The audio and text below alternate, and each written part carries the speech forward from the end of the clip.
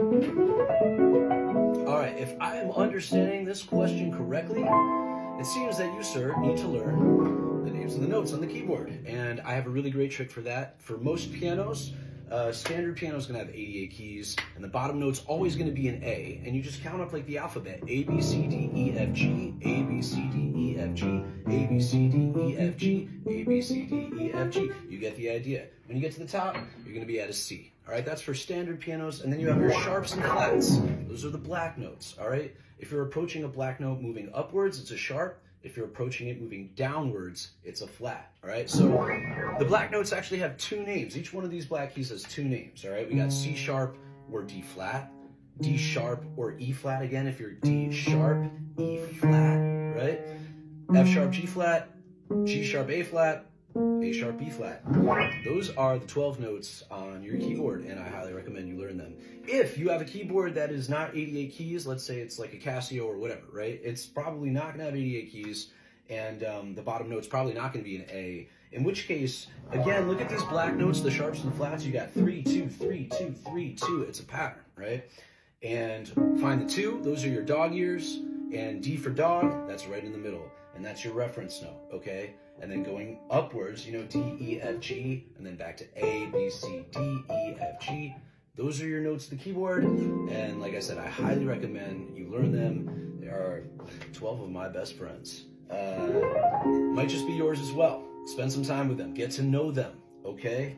And this wheel is going to help you learn them in a way that, I don't know, in the best way possible. That's what I can tell you. By the time you understand how this thing works, these numbers and these notes, when you internalize how they all work together, you won't need this anymore, right? And you'll basically be an expert in music theory. And like I say, it's not that complicated, all right? If you can count to 20 and know your ABCs, you can learn this stuff. You can learn this stuff. And this book, this little booklet, which is more like a map, it's gonna help you, all right? It's gonna help you learn your chords, your scales.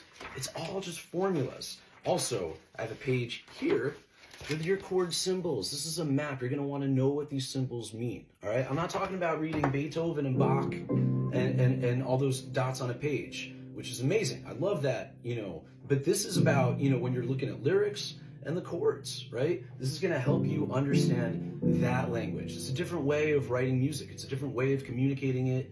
And, yeah, like I said, this wheel is going to help. Guys, order yours today if you want to learn. Like and follow along for more. And whatever questions you have about music theory, listen, I'm not the gatekeeper of music theory. I don't know everything, okay? But I know enough to really give you a good head start. You know what I mean? This is going to give you a lot of information in a really simple way, really quickly.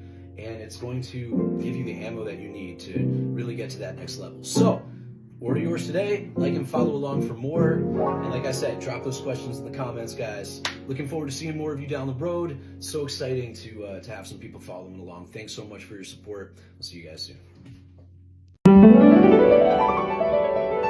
How's it going? If you're trying to learn music theory and you don't have one of these, you are making your life so much harder than it needs to be. Music theory is really as simple as just lining up these numbers with these notes. There are 12 notes that make up pretty much all the songs that you've ever heard on the radio. You can find them on the outside of these circles here.